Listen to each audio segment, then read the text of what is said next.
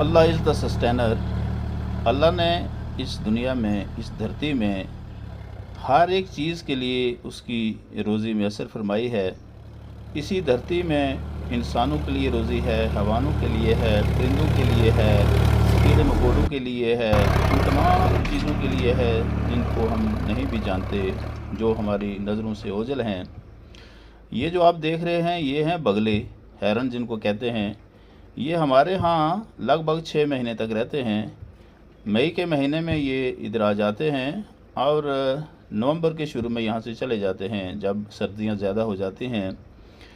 اب چونکہ یہاں پہ مئی سے لے کر کے اکتوبر تک جو یہ مہینے ہیں 6، ان مہینوں میں زمین میں جو ہے خاص کر کے جو آبی زمین ہے اس میں پانی ہوتا ہے اور اس میں کیڑے مکوڑے طرح طرح کے جنم لیتے ہیں، دھرتی سے نکلتے ہیں اور ان کی وافر مقدار میں خوراک ان کو میسر ہو جاتی ہے، لہٰذا یہ یہاں پہ رہتے ہیں اور اس کے بعد یہ یہاں سے چلے جاتے ہیں۔ کہاں پہ چلے جاتے ہیں یہ تو خدا ہی جانتا ہے، کیونکہ یہ ان علاقہ جات میں چلے جاتے ہوں گے، ان ممالک میں چلے جاتے ہوں گے، کیونکہ یہ تو پرندے ہیں، ان کو تو کسی طرح کی روک ٹوک نہیں ہے۔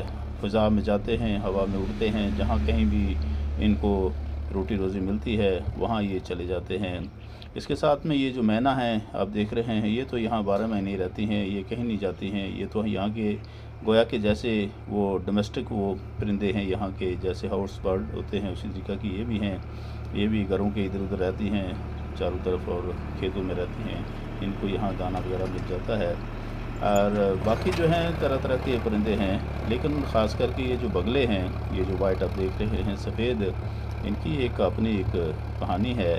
یہ تو وہ پرندے ہیں جو کہ مائیگریٹ کرتے ہیں، 6 مہینے کسی ایک علاقے میں رہتے ہیں اور 6 مہینے دوسرے علاقے میں چلے جاتے ہیں۔ یہ کسی کو نقصان اور نہیں پہنچاتے ہیں، فصلوں کو یہ نقصان نہیں پہنچاتے ہیں، فصلوں کو کچھ بھی نہیں کرتے ہیں۔ صرف یہ کہ جو کیڑے مکوڑے ہوتے ہیں، جیسے دھان کی فصل ہے، جب پانی لگ جاتا ہے اور اس میں یہی جو مہینے ہیں ہمارے مئی اور جون، اس میں یہ جو مینڈکیں ہیں نا ان کے بہت سارے بچے ہو جاتے ہیں۔ یہ پہلے انڈے دیتی ہیں، اس کے بعد انڈوں سے بہت سارے بچے پیدا ہو جاتے ہیں اور ان بچوں کو یہ کھاتے ہیں، مینڈک کے بچے ہیں۔ اور اس کے علاوہ بھی پانی میں بہت سارے چھوٹے چھوٹے کیڑے مکوڑے ہوتے ہیں، ان کو یہ کھاتے رہتے ہیں اور اس کے بعد یہ جب ان کا پیٹ بھر جاتا ہے تو پھر یہ جا کر کے درختوں پر بیٹھ جاتے ہیں اور پھر جب ضرورت ہوتی ہے تو پھر یہ کھیتوں میں آ جاتے ہیں۔